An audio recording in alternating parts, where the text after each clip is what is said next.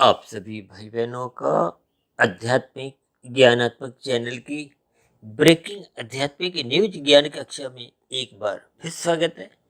आज की चर्चा का विषय दो शब्दों को लेके है।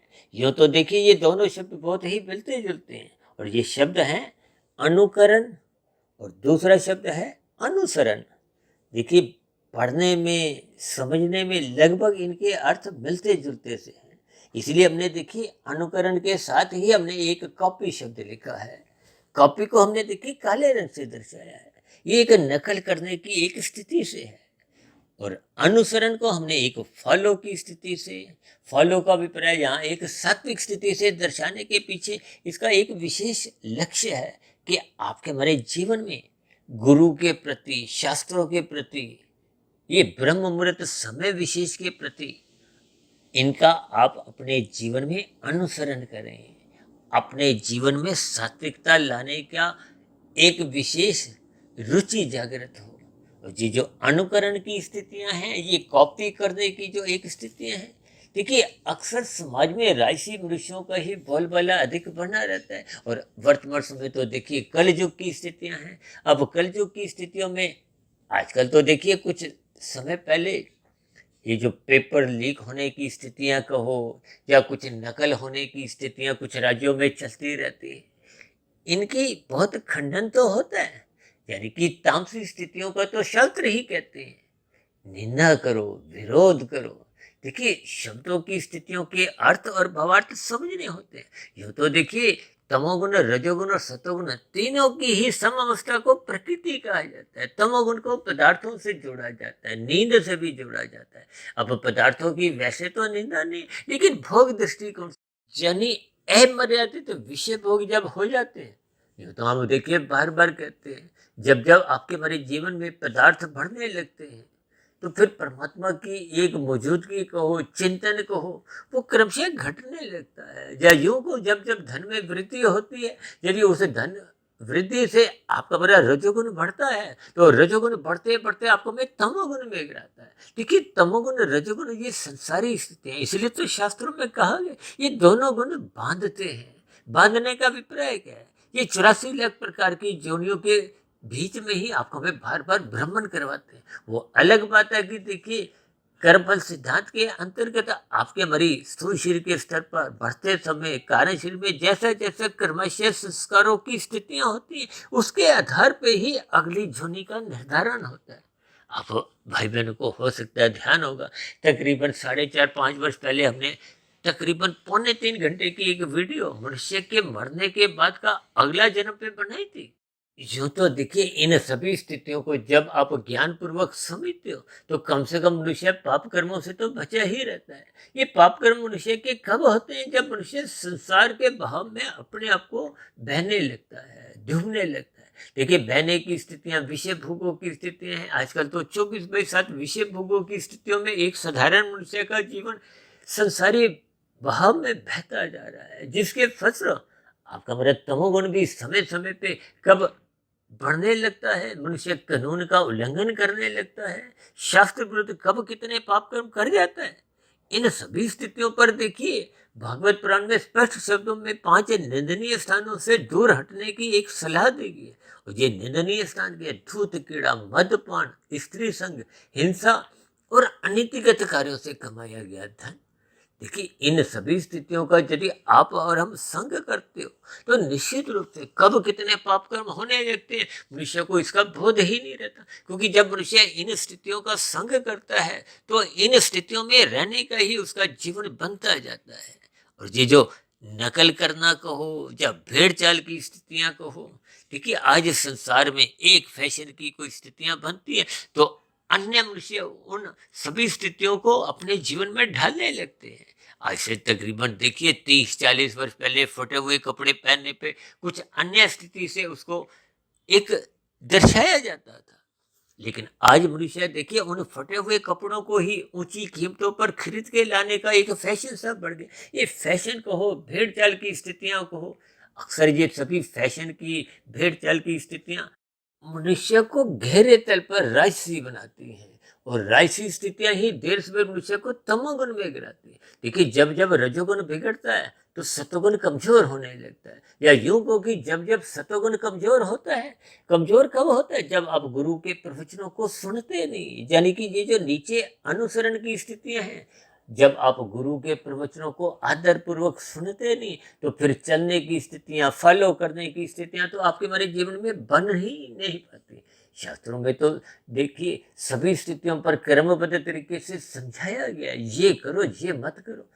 देखिए, सृष्टि के आरंभ में ही वेदों द्वारा ज्ञान दिया गया है, वो जीवन के दिशा निर्देश है। किन स्थितियों पर चलते हुए आपका हमारा स्थूल शरीर भी देखिए पवित्र बना रहता है, सूक्ष्म शरीर और कारण शरीर बिगड़ते नहीं, इसके फलस्वरूप मरने के बाद कोई अधोगति की स्थितियां बनने का प्रश्न ही नहीं उठता, क्योंकि चार प्रसाद धर्म अर्थ काम मोक्ष, इन स्थितियों को जब तक आप और हम ज्ञान पूर्वक नहीं समझते, देखिए जब आप गुरु के प्रवचनों को आदर पूर्वक सुनते हो तो इसका अभिप्राय क्या है कि आपकी हमारी सात्विक स्थिति मजबूत होती है, आपका हमारे जीवन में धर्म प्रथम स्थान पे बना रहता है।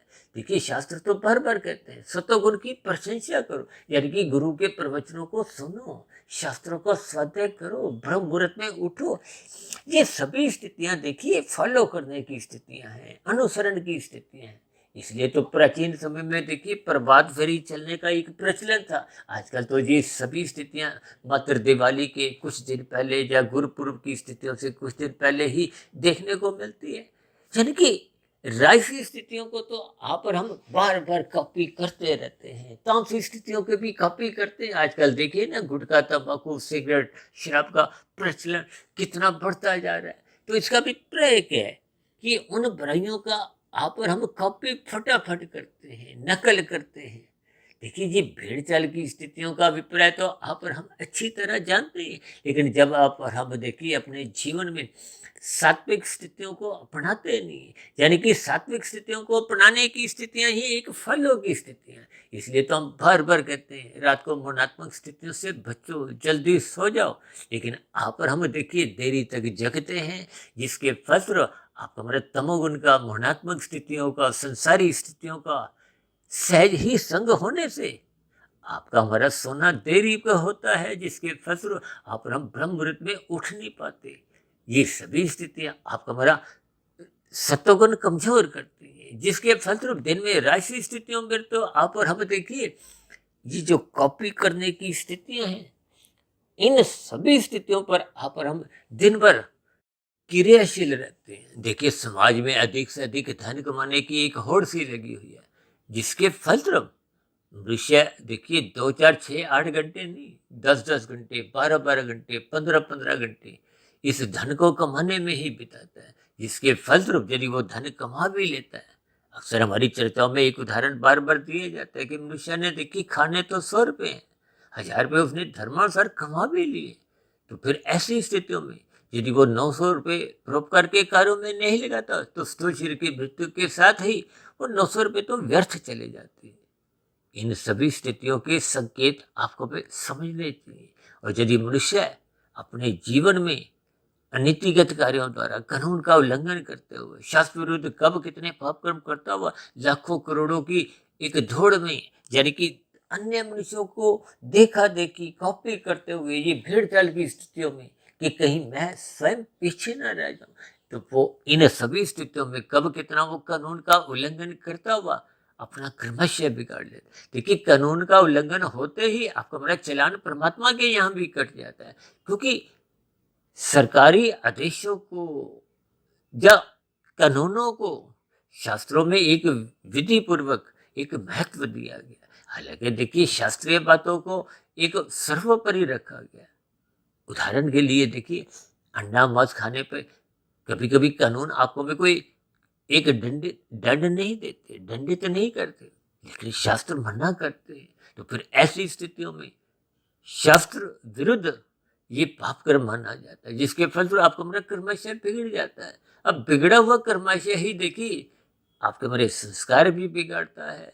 ये संस्कार बिगड़ने से मन बुद्धि के स्तर पर कोई अच्छे विचार नहीं आते। जब अच्छे विचार नहीं आते तो नए कर्म भी बार बार बुरे ही होते हैं।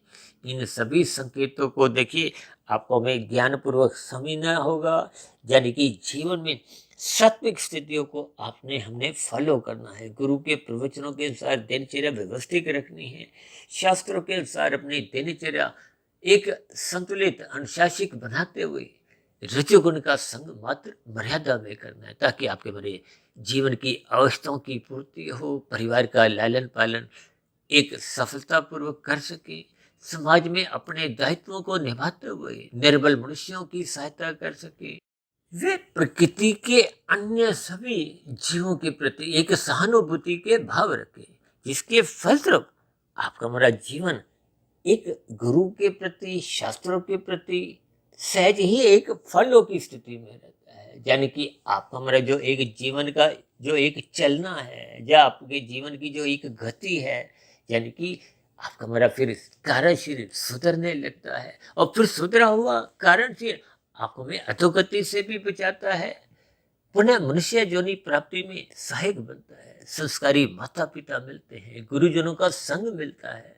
ये सभी स्थितियां आपके हमारी आध्यात्मिक यात्रा के दरवाजे खोलती हैं। इसलिए मेरी आप सभी भाई बहनों से विनती है, इन दो शब्दों को एक अर्थपूर्वक, एक भावार्थपूर्वक समझते हुए अपने जीवन में सात्विक स्थिति मजबूत करने के लिए गुरु के प्रवचनों को आपको में फॉलो करना होगा, अनुसरण करना होगा, शास्त्रों के अनुसार दिनचर्या व्यवस्थित करनी होगी और ब्रह्म मुहूर्त में उठना होगा। तो ऐसी सभी सात्विक शुभ स्थितियां, फलों की स्थितियां, अनुसरण की स्थितियां आपके हमारे जीवन में भी प्रवेश करना आरंभ हो, ताकि आपका हमारा मिला हुआ जीवन सफल हो, सार्थक हो।